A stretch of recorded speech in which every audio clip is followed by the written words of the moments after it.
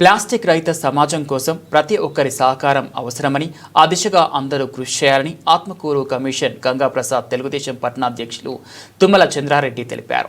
నెల్లూరు జిల్లా ఆత్మకూరులో స్వర్ణాంధ్ర స్వచ్ఛాంధ్ర కార్యక్రమాన్ని కేంద్ర రాష్ట్ర ప్రభుత్వాలు ప్రతిష్టాత్మకంగా అమలులో భాగంగా నేడు ప్లాస్టిక్పై ప్రజల్లో అవగాహన కల్పించే దిశగా ర్యాలీ చేపట్టారు. అక్టోబర్ మాసం త్వరగా సింగిల్ యూజ్ ప్లాస్టిక్ వాడకాన్ని రాష్ట్ర ప్రభుత్వం నిషేధించిందని, అక్టోబర్ మాసం తర్వాత సింగిల్ యూజ్ ప్లాస్టిక్ వాడిన అమ్మిన వారిపై అపరాధ రుసుం వేయనున్నట్లు తెలిపారు. ఈ కార్యక్రమంలో కౌన్సిలర్లు, సచివాలయం సిబ్బంది, అధికారులు తదితరులు పాల్గొన్నారు.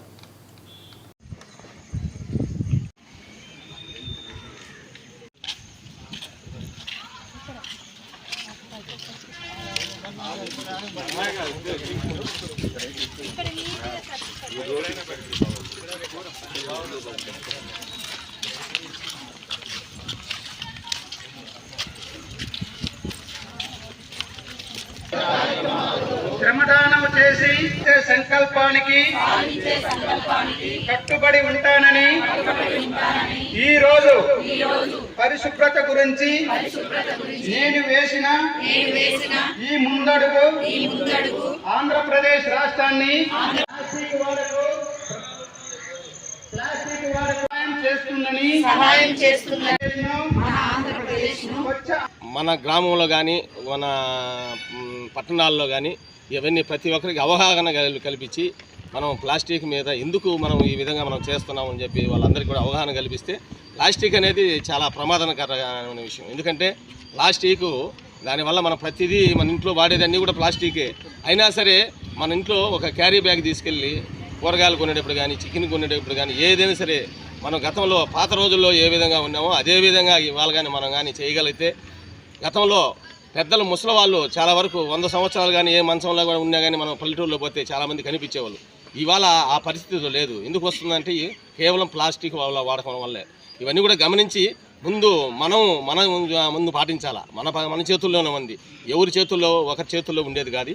అందరం కలిసి ఇవాళ ఆత్మకూరు మున్సిపాలిటీలో ప్రతి దుకాణాల్లో కానీ అన్ని చోట్ల కూడా ప్లాస్టిక్ మీద మనం అందరం కూడా యుద్ధం చేసి దాన్ని ఆపకపోతే మన ప్రాణాలందరికీ కూడా ముప్పు అని చెప్పి కూడా ప్రతి ఒక్కరు దీన్ని అందరూ కూడా స్వీకరించి దీన్ని ఛాలెంజ్గా తీసుకొని చేయాలని చెప్పి కూడా కోరుకుంటూ, రాష్ట్ర ప్రభుత్వాలు ఎంతో ప్రతిష్టాత్మకంగా ఈ కార్యక్రమాన్ని ప్రతి 3వ శనివారం నిర్వహించడం జరుగుతుంది. దాంట్లో భాగంగా మన రాష్ట్రంలో కూడా స్వచ్ఛాంధ్ర స్వర్ణాంధ్ర కార్యక్రమాన్ని ఈ వారం నిర్వహించుకుంటున్నాం. దాంట్లో మన ముఖ్య టీం వచ్చేసి సింగిల్ యూజ్ ప్లాస్టిక్ని ఎండ్ చేసే పూర్తిగా ఆపేయాలి, ఎండింగ్ చేయాలి అనేది మెయిన్ టార్గెట్.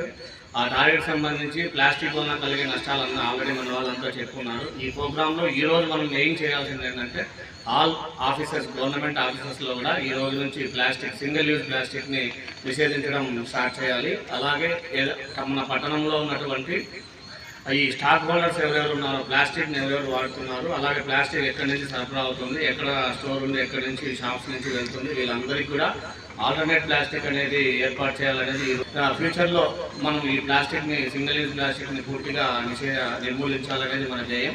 దాంట్లో భాగంగా ఈరోజు ఆ ప్లాస్టిక్ వాళ్ళు ఎవరైతే షాప్స్ వాళ్ళు ఉన్నారో వాళ్ళందరితో కూడా మాట్లాడడం జరుగుతుంది.